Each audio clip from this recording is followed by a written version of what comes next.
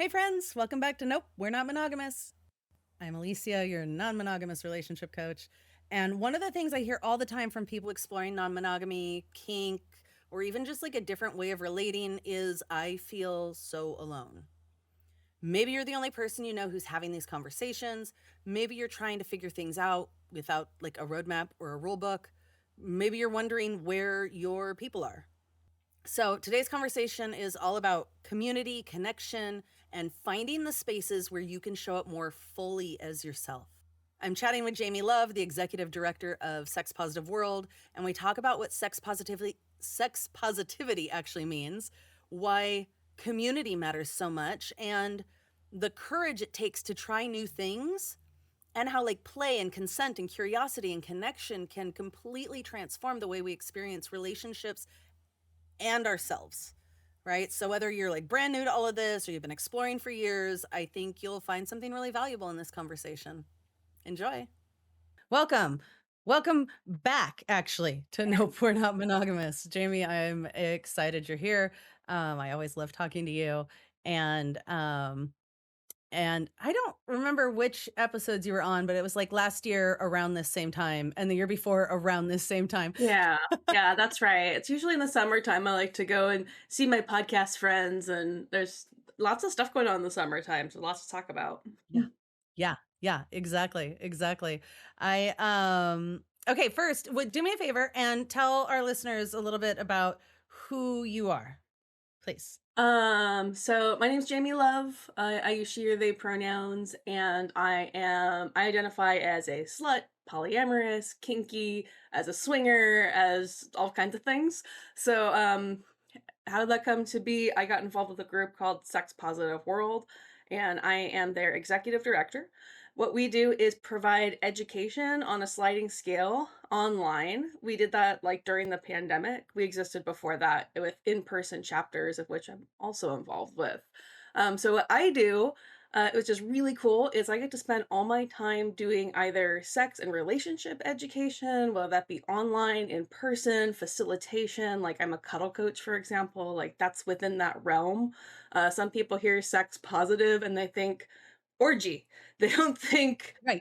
consent. And while we do have orgies sometimes, there's so much more to our sexuality. And the other piece is all around community building. So, folks who are from many different walks of life, whether that be they're looking to deprogram something from religion, they want to explore queerness, they have teenage kids and they want to be able to talk to them about their sexuality, but they don't have the tools to do that. So, I help folks to get connected in community events, through socials and cuddle events and massage and so on in our in-person chapters. I'm located in Portland. We also have a huge chapter like in Los Angeles and Utah. There's one in Belgium, and then all scattered throughout the United States. And we get folks from around the world as well, including in like Singapore.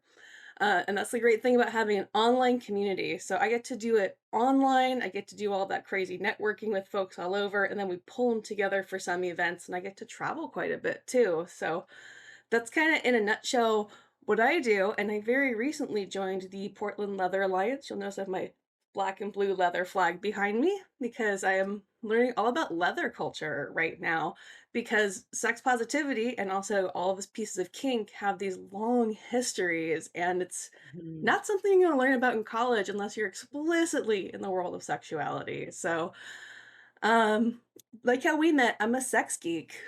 So that's me in a Yes. nutshell. That's amazing. I love that so much. I feel like I'm always telling people to go like get some community, like go find some people to Yeah, talk about this stuff with because most of our social circles are people we work with and our families. yeah, And in general, for most people, those aren't the people you want to talk about non-monogamy, polyamory, kink, sexuality. Those aren't the people you're probably talking to that stuff about that stuff too. yeah. And on top of it, it's like if you only talk about sex with the people that you actually have sex with, there's a lot of pressure. So it to Yeah. me is really great to have folks talk to about like what's working or what's not working or what's exciting for you right now. And then to go your separate ways and then be with your person or persons, whatever your situation is. So Uh-huh. I really believe like we are kind of that third place for a lot of people because Yeah. sexuality is a big no-no. Like I've been to social events from other meetup groups and had people get very offended that I just talked about like this is what I do with my life. So it's Yeah. really, really critically important for people to have community to be in when they're non-monogamous or into some kind of sexual play that they want to talk to others about because that shame, I know for me, that shame was a big part of what made me feel disconnected from other humans. So the fact that I get to show up in community and my full authenticity to be like, hey, I'm going to the bathhouse tonight with a new person that I met, and we might go play with other people. Like that's my life, and I don't have to have shame. I don't have to keep it a secret. That really helps me to feel like a full human that can really show up. Yes. Yeah. Yes, I love that. Something else that I have really loved about like Sex Positive Portland and Sex Positive World and the events that are hosted is I see so many people come in that are like alone or it's their first time, like they're being so brave and showing up to this thing that they're like I don't know what to expect. And it's so cool and I'm like that like I it terrifies me to go somewhere new and go somewhere alone, and, like, I don't know what's gonna happen, like, I feel really anxious. Ugh, maybe I'll just stay home instead. Like, it's really scary, and so every time I see people showing up to those things and then seeing them connect with people and start talking, and it's like so many, like, "Oh, me too. I also experienced that. I also want that." Like, it's so cool watching people connect and then finding that, like, they're not alone. Yeah, totally. We try to make we write these big long event descriptions so people really, really, really know what they're getting into, and it's like overwhelm of information sometimes. But exactly what you're saying, like one of my first orientations to sex positivity, one of the prompts we were given was talking to a stranger, a new friend who I haven't met yet was to share a fantasy. And like, there's a lot of similarities and fantasies that folks have or things that they want to try, whether that be like with the threesome or, getting tied up or whatever that is. So those connection points are so important because you start realizing like I'm not alone in wanting to try this thing. And feeling like you're not alone it's so grounding. Having that sense of It's belonging. so helpful. Yeah. So helpful, and I think everybody needs it. Yeah, and I like what you're highlighting there that like it takes courage to show up to an in-person event, especially like as a single person. Yeah, I notice like folks, especially like cis men, feel like, is it okay for me to be here like without a partner? Like it's yeah, invalidating to show up unless you have a partner with you. But in the world I've been in with sex positivity, like some folks show up as couples, some folks show up with their polycule, and some show up as singles.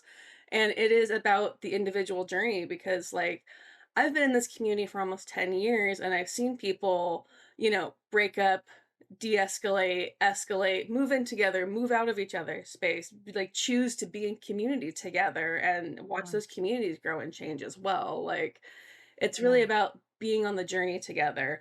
I really am a big fan of relationships that are not so dependent on like this is the shape of it forever. We're always going to live together. We're always going to like be each other's primary, and that's going to like it makes us, feel secure. But time goes by, things change, other offers come through, maybe health changes. So it's more like, can we stay in each other's lives no matter what the circumstances are? Is more the relationships I tend to foster these days because I've come to realize being a someone who's in community and committed to community, everything is changing. Like all all the conditions time. are temporary. Yeah, yeah, actually, that's life. Yeah. I stole that from my yoga teacher. Yeah, I love it because it's so true. It's like, especially I work with so many people who like want to know, they want to make a decision like this is what is going to happen. This is what our relationship's going to look like. This is what I'm going to want. Forget that I haven't had any experience with any of these things that I say I want. I just have decided that that's what will work best. And then they go and do things and they're like, "Oh, I actually don't want that. I want things to be different." Yep. Yeah, or you meet that new partner and you go, "Oh, they want certain things." So now we're compromising and fitting "Oh, or I they want this thing, I didn't know I wanted that thing." So Didn't even know it it was an adds this option. crazy new factor. Yeah. Yeah. It's amazing. It's amazing. Um, Tell me about, I'm curious about what you mentioned before we started recording that there's a bunch of events coming up. Can you tell me about those? Yeah, I'll start by talking about some of our private events. So, we offer education through Sex Positive World every month. We offer two of our four core classes, so it kind of oscillates back and forth. And you have to do those classes to get access to these events, which is why I mention it. So let me tell you about the events, and I'll tell you about the classes, because that'll give a little taster. One thing is our Los Angeles chapter, SPLA, which is moving towards becoming sex positive California, because California, we have like so many people up and down the state who are part of this movement. They just had an event called Starlight, which was out in Joshua Tree, where we got together on this property where they have like cabins, they have two different spaces for workshops and just beautiful facilities for us to have a weekend of community building together. So we did food together, we did workshops together. Just there's something magical that happens when you gather folks. Like it's like summer camp where like those friends stick for Mhm. life because you did this whole week together. But this is like sexy summer camp, but this one happens in the desert. And when I say that, I mean like we build trust together. We have like social mixers, we had a cuddle event, we had a primal play class, we've had discussion groups there. And the final night we have a really big party together. So it's big and sexy and kinky, and they're gonna continue to do it. It worked out pretty well. There was like 40 of us out in the desert celebrating. I've never done body painting, but I feel like that would be a good venue to try it out. And That's then fun. yeah. And then, like, similar, but something that's been going on for, I think we're on year number 9 or 14. I don't remember because 'cause I'm One of not those the two. member. I'm newer to Sex Positive World, oddly. Is that we do our big convergence camp out.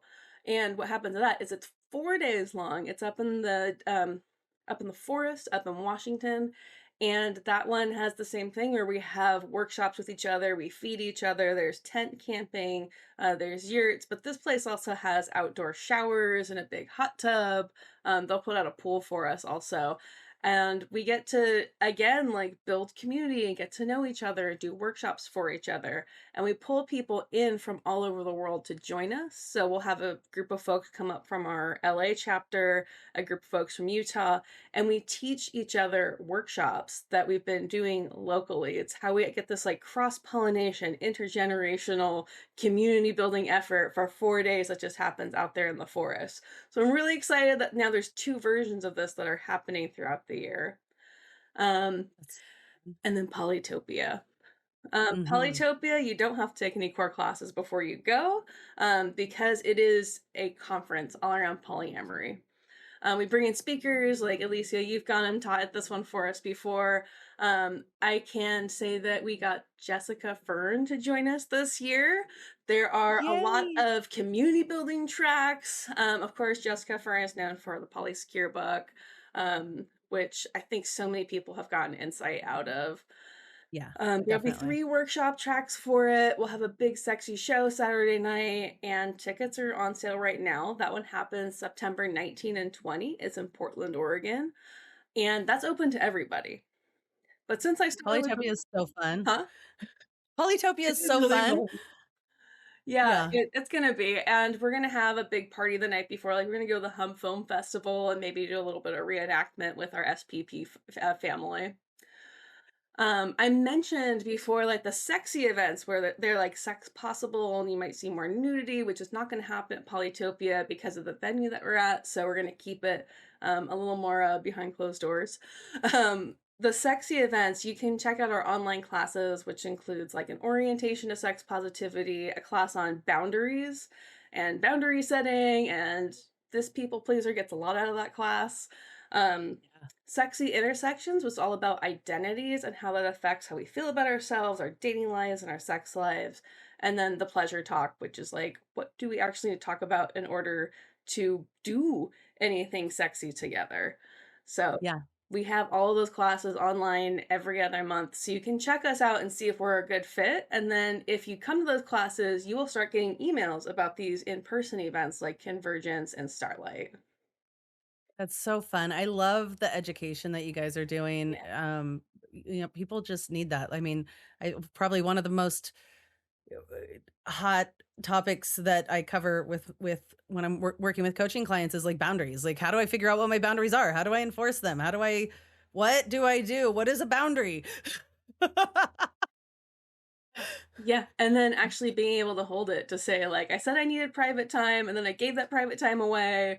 Holding Yeah, boundaries of schedule, I think, is a big one, and the emotional side of boundaries, because people tend to, when they first come to our class, they think about boundaries as like a touch thing, like asking for a right. hug before you just go in to get a hug. Like, that's our number Mhm. one example, but it's also like, if we're in a relationship, like, how much communication do we want? That is a Mm, boundary. It's a preference, yeah, it's an agreement, but it starts by knowing like what your wants, needs, and desires are. And yeah, frankly, a lot of people don't have that listed out for themselves. Like, it's the kind of thing like you got to journal about it. You got to do some of that like somatic work with yourself, because if you're anything like me, I was raised in a religious household. Like, having wants, needs, and desires was really stifled, or really yeah, not okay, or some needs, wants, and desires were okay and others were not. So it's like you also have to like educate yourself about what your boundaries are, and it's a journey, because what my boundaries were 2 years ago is different than what they are today. yeah. Definitely, definitely. Yeah, yeah. So good.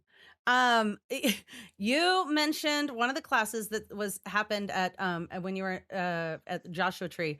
You said a primal play class. What the Yeah. heck was that? So primal play, and I'll show off my Fight Club tattoo also. So I do Nice. this with Lady V, who's also part of Sex Positive World. She's our remote education coordinator. She introduced me to this event called Bite Club, like Bite Club, and people do pet play. So it's a little different than like furries, which I think most people have heard of in a mainstream kind of way, usually the heel of a joke. These are folks who are in the kink scene and are into pet play. So you think of people wearing like the dog mask, or they want to be a kitty, and it kind of goes a lot of different directions when it comes to kink, because kink is really about what imagination game do we want to play together with props. Yes. So we do this wrestling event, and kind of primal play and the primal workshop was built on that. And the idea was more about, what if we got into our animal selves and we were more wrestling with each other and being playful, rather than trying to be humans who do a lot of talking for consent.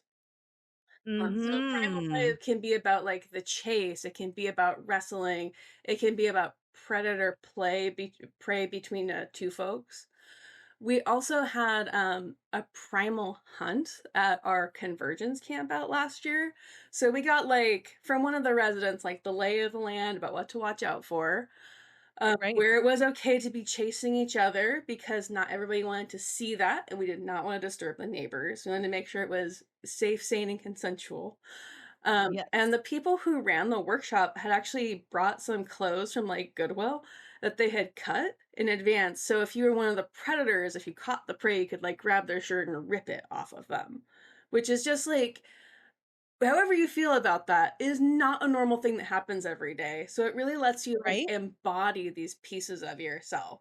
So when I talk about pet play, it might be about just, I'm going to be a cat and I'm going to rub up on people and just meow at them. It could be about Uh-huh. being in a cuddle puddle where you're like genuinely like, what if we were like animals, and we pushed and played with each other more. It could be the wrestling, or it could be kind of this predator prey pursuit and a little bit more rough and tumble. So I think everybody should try pet play. I've seen a lot of pet play events that are going up on FetLife, and of course, Bike Club happens in all these different cities. It's going to be in Portland again. We're talking about going back to the Bay. But if you follow Lady V, you'll find that event, and you might find me there too. That's so fun. That's so fun. I think play, any kind of play, just embodying that like playful spirit is one of the very best ways to build intimacy with people and to build connection with people and to feel um be really present Yeah. in yourself and be able to experience pleasure and experience joy, and, like, play is such a important ingredient, so I love this. Thank you Yeah. for sharing that. Yeah, totally. Yeah, and I wanna mention too, like, what I just said, I know that there's been times like, I was injured last year, and I was like, "I'm not doing any of that, that's way too active for me." Like, it sounds fun, but I wanna respect what my body can and can't do. So, like, play Yeah. can come out in so many different ways. So, like, I mentioned body painting earlier, or one of the workshops we did this year, that I was surprised 'cause I've tried a lot of things in my time in Right. sex positive world, and, like, I'm really spoiled in that way. But I got to be, a human buffet table at one of our recent workshops, which was people would adorn your body with food, like sitting like laying on a massage table naked, and Yeah. then the next thing is everyone nibbles it off of you. So they're not using, like, chopsticks. I don't know why people thought that. They're using their mouth on your body to get the food off, which was kind of like a bondage experience. Because if I moved, I would drop the food on the Everything's gonna fall. then sensory too, because I couldn't keep track of, like, who was doing what. Like, some folks are asking for verbal consent, but I made it clear I didn't need that. I was like, I kind of here for what happens in the sensory experience. So, like, play can look like so many different things because I got to be a really in an inactive role, but I was so blissed out when I got off of the table for that. We had a dessert round after, and I was like, "I need a minute. I'm not ready." Uh, That's so fun. so all your Oh, friends should eat off of each other. I highly recommend it. have had that experience. Yeah. Yeah, what'd you think? Fun.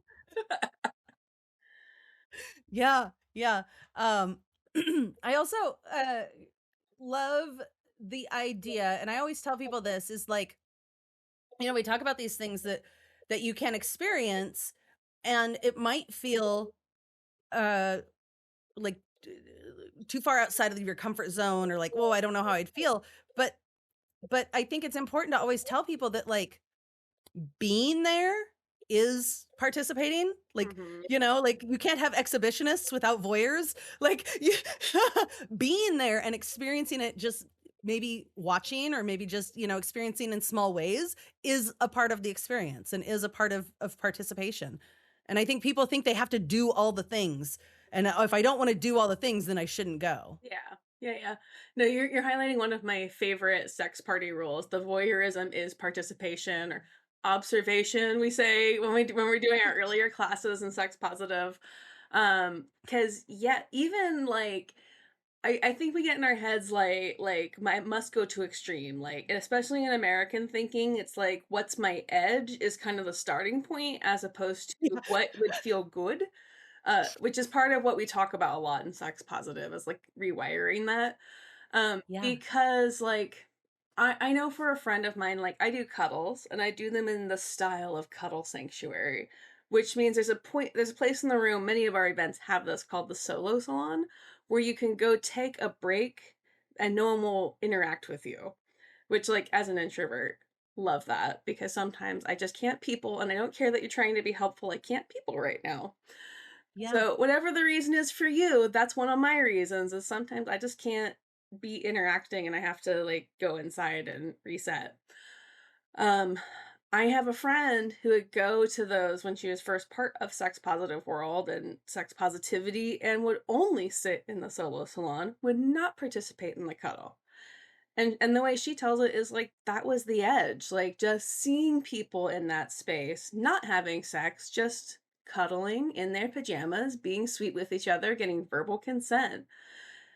And eventually she became a cuddle coach. So it made a big impact to be able to be in that integrity of like, I just want to watch to see like how I feel about it.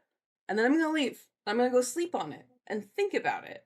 And maybe Yeah. next time I'll participate, or maybe I won't. Or maybe I won't watch it again. So like letting people be in that integrity really lets them make choices in their sovereignty. So when we Yeah. have these events like the eating off each other event, like, we'll do that again in the future. This isn't your only opportunity to try it. So try to make space for that so that you can really say no to an experience and not feel like you're missing out on something. You can really feel like I made the choice that was right for me. I love that. It's so good. I think it's so important to like just that people know that that is an option that that's available because it's hard to try new things. Yeah, I also see the disconnect of like what we're supposed to want and what I actually want. Mm, I'm supposed to want this heteronormative sex that goes to orgasm, and if we don't get to orgasm, we did it wrong. Even though what I actually mm, want is sensation and nourishment and to have my whole body activated and be in a sweet spot. Maybe I'm not even mhm. interested in orgasm. I'm really interested in like co-regulation. So people will desire that co-regulation and then be like, Is it weird that all I want is to cuddle? Like sex is nice and I like orgasms, but like, is it weird that I just want to cuddle?" So we get to deprogram a little bit of that in sex positive because actually many people desire so much more than just PIV sex or orgasm focused sex. And I do say that as either or because they get put together a lot, but you can actually separate quite a bit when it comes to how we think Yeah. of our sexuality. Yeah. Yeah. So good. It's amazing. I love the work that you guys do. Yeah. Yeah. Is there anything I haven't asked you that you want to share? What should I share about? There's a lot of really cool stuff happening when it comes to like sex positive world with our chapters. So I want to encourage people to go check out our website, check out some of our Yeah. webinars. If you go through our scholarship process, you can even go for free because we really believe in not letting money be the thing that stops people from getting sex education. Or to get their communication skills up because we have classes about more than just sexuality skills. There's a lot about communication and health. We just did a class around herpes and the stigma around it because people don't understand. Because, of course, STIs are the bad ones, so we don't look into it. And then we have the sex, and then everybody freaks out. So we like to make sure that we have a variety of offerings, not just our core classes, but tertiary as well. If you check in on the summer, during the summer, we have less of the tertiary classes because we want to go outside and we want to go to sex camp. I mean, Convergence. That's its secret name, a sex camp. So I want to encourage people to come join. Yeah. I'm looking at what's happening in the world, in particular when it comes to AI, which I'm not going to linger on Mhm. too long. But what I will say is, I'm finding myself in a state of not knowing what I can and cannot trust when it comes to what's in my feed. I don't even know if I'm talking to a real person because the technology is getting so good so fast.